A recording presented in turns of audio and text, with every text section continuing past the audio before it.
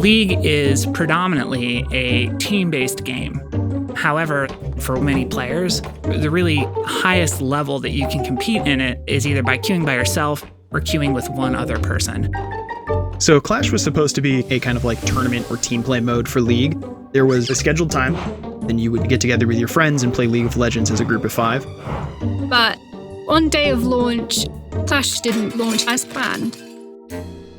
As we were designing Clash, we did quite a lot of different tests across the world in order to make sure that A, it was working, and B, that players found it fun. By the time the actual global launch was happening, we were pretty confident, and from what we could tell from testing, things looked to be running pretty smoothly. So Clash was a rolling release. And what that means is every single country's tournament started at different times. We wanted to make sure that there was enough time in between that we could react to any issues by the time the next tournament starts.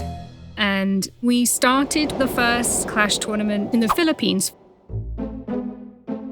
We all decided to get together, and everybody's kind of huddled around just a couple of computers. One of them is one of the engineering computers watching the graphs. The other one is a big screen that also had some streams on it.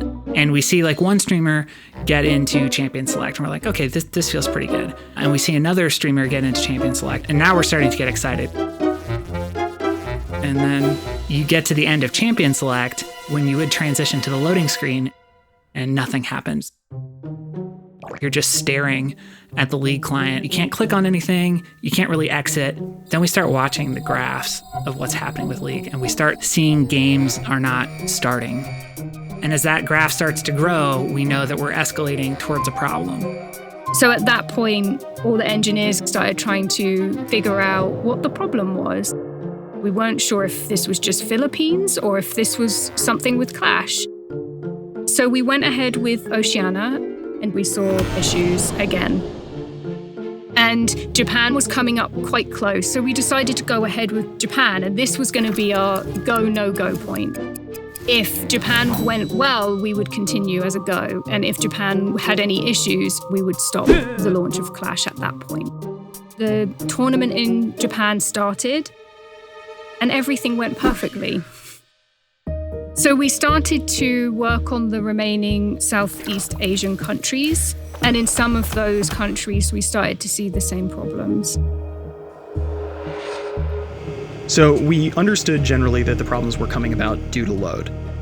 One of the things with League of Legends is when we start games, it's kind of coming in a constant chain. It does 10 or 11 games per second. If you imagine getting onto a subway, and you imagine a train is that's League of Legends game starts.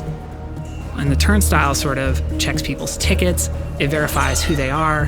What Clash was doing was saying, no, I need you to start 1,000 games, and I need you to start them right now. And so what happens is there are way too many people trying to get through these platforms. So what the platform does is it just stops letting people come through. So every country had experienced some issues apart from Japan. And it was at that point we decided to cancel the whole entire launch. Up to that point, we were all running on that hope. We'll find that one fix and we can get it out. But we couldn't fix it. And that was a true breaking moment for a lot of us. There is this moment of, man, I'm really bad at my job. What happened? This is on me. And I think a lot of people on the team sort of felt that way of, how did we mess this up so bad? We not only felt terrible because the project that we worked on failed, but even more so because we let players down, right? A lot of our players had arranged that weekend to be with their friends and play Clash, and they were disappointed that that couldn't happen.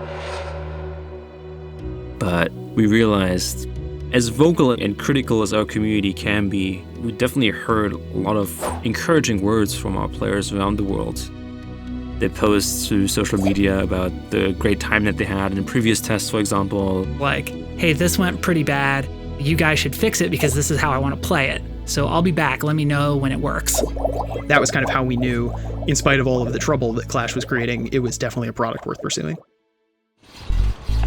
After the initial launch, we went back and re-architected a lot of the way the platform works. And we kept doing betas and we kept having players come back and try things out for us. And it really became a very collaborative experience to get it right. I think there was always some form of hope throughout Clash.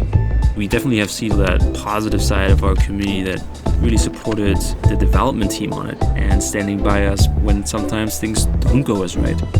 And I think if we can all work together and be passionate, we can accomplish great things.